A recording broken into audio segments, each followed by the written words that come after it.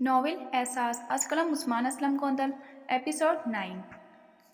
सुबह का वक्त था। सब घरवाले सो रहे थे। स्वालिया नमाज अदा करके किचन में नाश्ता बनाने आ गई। स्वालिया, ये अनम कब से रो रही है, प्लीज़ इसे चुप कराओ। उमर अनम के रोने की वजह से जाग गया था और अब अनम को किचन में स्वालिया के पास लेकर आया था क्योंकि वो इससे चुप नहीं हो रही थी। उमर, वो नाश्ता, तुम नाश्ते को छोड़ो, अनम को चुप कराओ।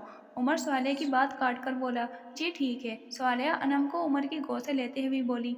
अनम स्वालिया की गोद में जाते ही बिल्कुल खामोश हो गई। उमर मुस्कुराया और वापस रूम में आ गया। तैयार होकर बगैर नाश्ता किए यूनिवर्सिटी में लेक्चर देने चला गया। स्वालिया अनम को लेकर अपने रूम में आ गई। थोड़ी देर बाद नेहा की आंख खुली। इसने अपने इर्द गिर्द नजरें दौड़ाईं तो रूम में ना उमर था और ना ही अनम। नेहा यह ख्याल करके रूम से बाहर आ गई कि अनम हिना के पास होगी। बाहर आकर वो स्वालिया को आवाज़ें देने लगी, स्वालिया, स्वालिया, नाश्ता नहीं लगाया तुमने अभी तक? नेहा गुस्से से बोली। स्वालिया अनम को उठाए रूम से बाहर आई। वो नेहा, असल में अनम बहुत रो रही थी और उमर इसे चुप नहीं करा पा रहे थे, तभी मैं अनम को संभालने की वजह से नाश्ता नहीं बना पाई। उमर भी नाश्ता किए बगैर गए हैं। स्वालिया नेहा को बताने लगी, क्या तुमने उमर को भी आज नाश्ता कराए बगैर भेजा है? नेहा का गुस्से से बुरा हाल हो गया। खाला जान, खाला जान। नेहा गुस्से से हिना को बुलाने लगी। क्या हुआ नेहा, क्यों इतना शोर मचा रही हो? हिना सख्त लहजे में बोली, देखिए खाला जान, ये इतनी कामचोर हो गई है कि आज इसने नाश्ता भी नहीं बनाया, अनम का बहाना बना रही है और मुझसे पूछे बगैर मेरी बेटी को मेरे पास से ले गई।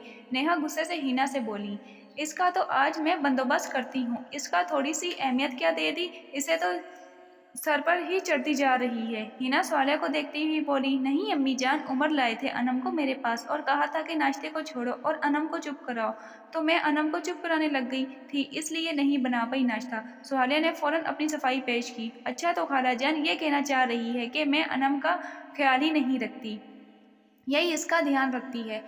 नेहा गुस्से से बोली, नहीं नेहा, मैंने ऐसा तो नहीं कहा, तुम भी रखती हो अनम का ख्याल, तुम भी इसकी मामा हो। स्वालिया ने सफाई पेश करने के साथ साथ नेहा को ये यकीन भी दिलाया कि वो इसे भी अनम की माँ समझती है।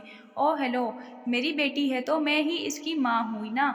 नेहा ने जवाबन कहा, खाला जान, मुझे लगता है कि हमें इसकी जगह कोई नौकरानी रख लेनी चाहिए, काम तो ये वैसे भी नहीं करती, और रही अनम की बात, तो इसे मैं और आप भी संभाल सकती हैं, इसे तो धक्के देकर घर से बाहर निकालना ही बेहतर है। नेहा होंठों पर शैतानी मुस्कुराहट सजाए बोली, अनम मुझे दो और निकलो यहाँ से। नेहा स्वालिया के हाथ से अनम को लेती हुई बोली।